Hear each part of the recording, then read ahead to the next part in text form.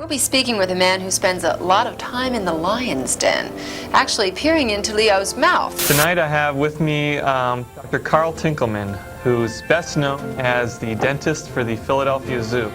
And what do you find when you look around in a lion's mouth?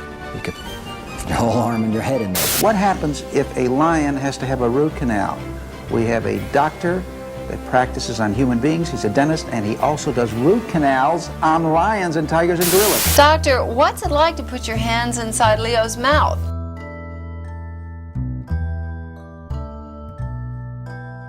I've had animals like a gorilla wake up and sit up while I was doing root canal on a gorilla, and he just sat up right up in the chair, and we had to hold him down until he got more drugs. I try to stay close to the entrance of the cage so I can run out first. I'm the oldest, so I just run out first. Sometimes the cats will growl and roll their eyes and try to move, and I have a metal spring that keeps their teeth open, their jaws open, and they've even been bent. While I'm treating them, they can bend them. They're that powerful.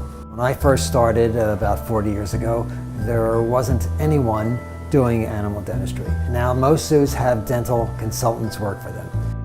At the time, there wasn't any materials to work on a tiger's tooth in human dentistry, so I had to create some. But to treat a tooth that's this big, these are normal human instruments. Obviously, they're much too small to fit in here.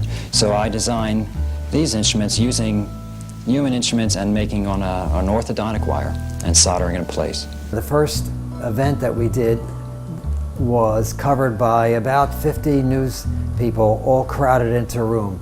It was very hot in the room. We were all very frightened because we didn't know what we were doing. And every 2 seconds the reporters would yell out, "Pause, look up, do this, do that." The animal was getting very overheated, so we had to pack it with ice to keep it calm. It went all over the world.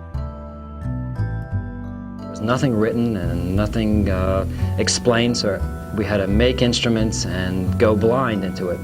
I thought everything would be similar. You're a dentist and you know how to do fillings and clean teeth, but it wasn't like that at all.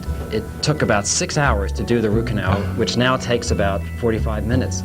This is the part that you see in the mouth of the lioness, and this part here is the part that's below the gum line. And you can see the opening right in here. That's the nerve of the tooth. This canal goes up to about this long, about 6 inches longer, and it gets a lot wider. When you do a root canal on a human, humans might be 25 millimeters. In the old days, the anesthetics that they used were very unstable, and they didn't have time to look in their mouths. Animals would die, and they would get infections, and they wouldn't know why, but they would get it from bacteria in their mouth.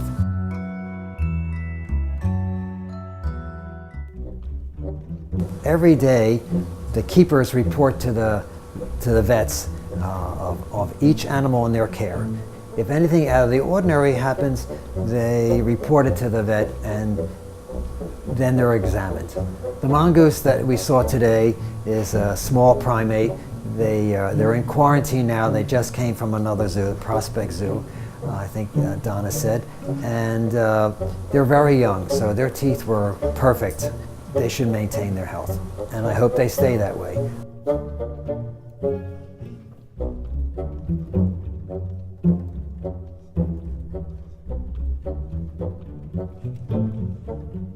I used to come every week to the zoo, and even if I didn't do dentistry, I would shovel poop, or I would pick up or carry the bags of the vet, help set up for the animal's examination. It's exciting to be so close to a lion or a tiger or a gorilla and put your hands in his mouth, hold his head, pet him. I just love being here. It's a wonderful place. They take very good care of the animals.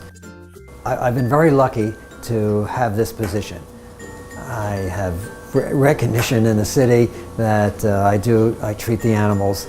I love doing it every single time.